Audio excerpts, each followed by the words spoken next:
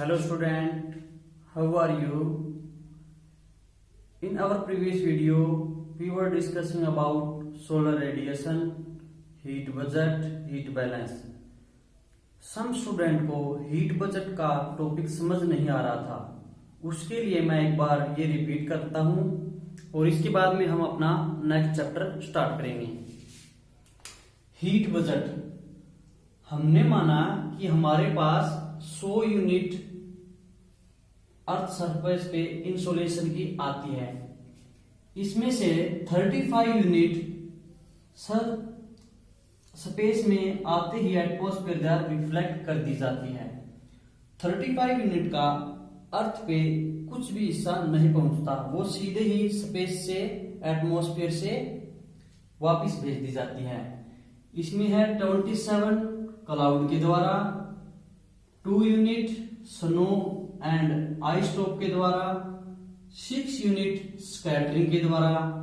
ये हमारी टोटल हो गई 35 यूनिट। इसको ही हम बोलते हैं एल्बिडो ऑफ द अर्थ। अब 35 यूनिट का इस 100 में और कोई पर्पज नहीं है। अब 35 गए 100 में से, रिमेनिंग बचे 65। 65 यूनिट में से 14 यूनिट एटमॉस्फेयर द्वारा अब्जॉर्ब कर ली जाती है और 51 यूनिट अर्थ द्वारा अब्जॉर्ब कर ली जाती है। मीन ये तो हो गया जो अर्थ पे आई, शॉर्ट वेव के द्वारा अर्थ पे जो रेडिएशन आई उसको हमने इस साइड डिस्क्राइब कर रखा है। जो वापिस अर्थ से लॉन्ग वेव लेंथ के रूप में गई वो इस साइड डिस्क्राइब कर रखा है। मीन ये हो गई हमारी 65 यूनिट जो अर्थ पे आई थी, ये एटमॉस्फेयर द्वारा अब्जॉर्ब कर ली, ये अर्थ के द्वारा अब्जॉर्ब कर ली। अब ये वापिस कैसे जाती है? Radiated back to earth. Earth से किस साइड में जाती है? ये टेरेस्ट्रियल रेडिएशन के द्वारा अर्थ से वापिस जाती है। इसमें से 51 यूनिट अर्थ के द्वारा जाती है और 17 यूनिट स्पेस के द्वारा डायरेक्टली जाती है। अब 51 में से 17 गए, अब इनका हम बता रहे हैं कि वो कहां कहां पे गई। 51 में से 17 यूनिट गई डायरेक्टली स्पेस से। अब इनका भी कोई आगे हिस्सेदारी नहीं होगी, रिमेनिंग बच गई 34। 34 में से 6 यूनिट एब्जॉर्ब कर ली जाती है एटमॉस्फेयर के द्वारा, मीन रेडिएटेड बैक कर दी जाती है। कॉन्वेक्शनल एंड टर्बुलेंस के द्वारा 9 यूनिट वापस भेज दी जाती है। लैटेंट हीट के द्वारा 19 यूनिट। तो ये हमारी कितनी हो गई? ये 34 हो गई। 14 यूनिट ये थी एटमॉस्फेयर के द्वारा।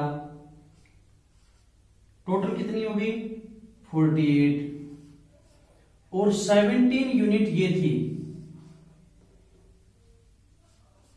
जो डायरेक्टली स्पेस के द्वारा भेज दी जाती थी। तो टोटल हमारी कितनी यूनिट हो गई? 65 यूनिट। जितनी हमारे पास एनर्जी आई 65 यूनिट, हमने उतनी ही एनर्जी वापस स्पेस में भेज दी। ये हो गया हमारा हीट बजट। इससे ना ही तो कोई अर्थ ज्यादा वार्म होती है और ना ही ज्यादा कोल्ड होती है। आप कहां पे कंफ्यूज हो रहे थे? आप यहां पे कंफ्यूज हो रहे थे कि ये जो 14 यूनिट है ये इसमें दोबारा काउंट कैसे कर दी। ये जो ऑब्जर्व एटमॉस्फेयर के द्वारा होती है ये वापस भी एटमॉस्फेयर के द्वारा ही होती है। इस कारण आपके ऊपर थोड़ा कंफ्यूजन था। ये सेम 51 यूनिट जहां पे अर्थ के द्वारा अब्जॉर्ब की और ये अर्थ के द्वारा वापस सेंड की। इसमें से 17 स्पेस के द्वारा, रिमेनिंग 34 का हमने यहाँ पे डिस्क्रिप्शन कर दिया। अगर अब भी आपके समझ में ना आए तो आप अपने बुक से डायग्राम देखिए इसका हीट बजट का। इसके बाद में आपको अच्छी तरह से क्लियर हो जाएगा कि इसमें क्या दिक्कत आ रही है और ये कैसे बना है। ओके स्टूडेंट, अब हम अपना नेक्स्ट चैप्टर स्टार्ट करते हैं, वाटर इन एटमॉस्फेयर। ये हमारा 11th चैप्टर है। 10th चैप्टर हमारा सीबीएसई ने कट करा दिया है। तो हम बात करते हैं वाटर इन एटमॉस्फेयर।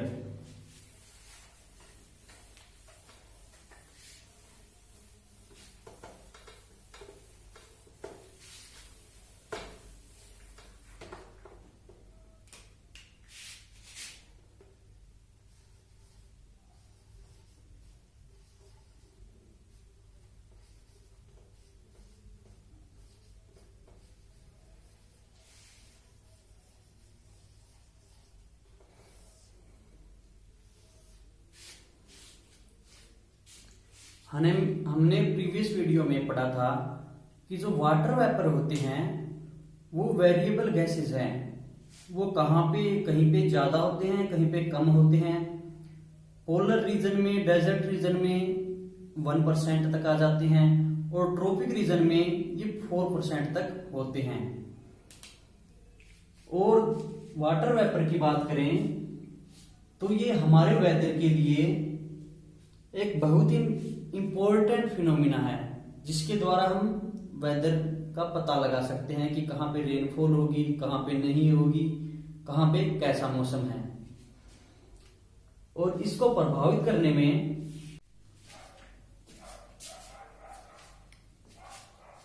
वाटर हमारे एटमॉस्फेयर में 3 फॉर्म में मिलता है, सॉलिड, लिक्विड और गैस। अब बात करते हैं वाटर वेपर और मॉइस्चर की। ये वाटर वेपर और मॉइस्चर कैसे बनते हैं? ये वाटर बॉडी के इवोपोरेशन से और प्लैनेट के ट्रांसपेरेंसी से बनते हैं।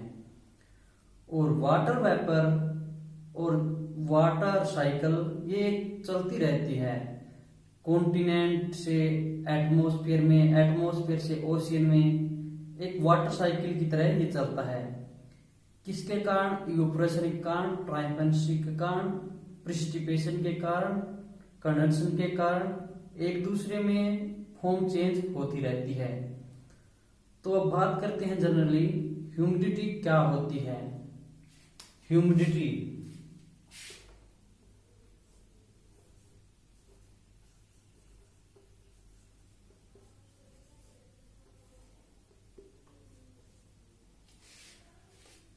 The water vapor present in air atmosphere is known as humidity. Mean जितने वाटर वेपर प्रेजेंट होंगे एयर में तो वो ह्यूमिडिटी कहलाएगी। वाटर वेपर वेरी होते रहते हैं, कभी कम होते रहते हैं, कभी ज्यादा होते रहते हैं। अब बात करते हैं एक्चुअल ह्यूमिडिटी की।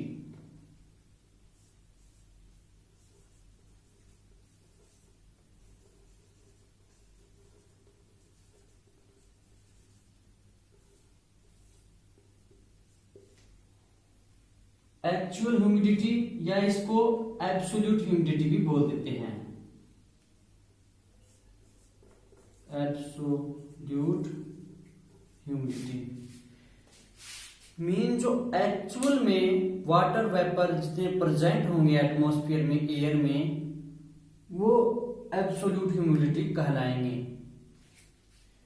मीन जैसे वाटर इन ग्राम में जो वाटर का वेट होगा और एयर की जितनी वॉल्यूम होगी वो जितने में समा सकेंगे उसको एब्सोल्यूट ह्यूमिडिटी बोलते हैं।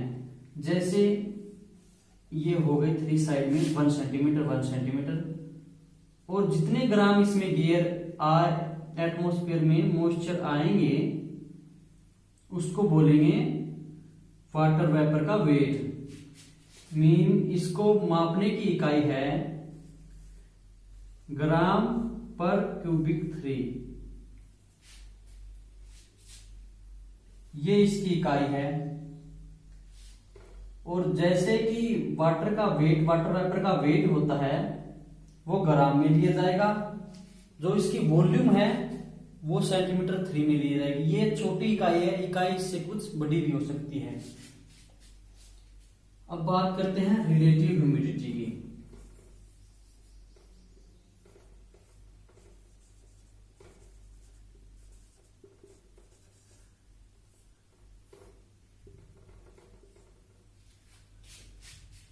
The percentage of water vapor present in air and fully capacity of absorbing the water vapor mean जितने वाटर वेपर प्रेजेंट है एयर में और जितनी उसकी कैपेसिटी है, मैक्सिमम कैपेसिटी, इसका जब हम परसेंटेज निकालते हैं तो वो रिलेटिव ह्यूमिडिटी कहलाएगी।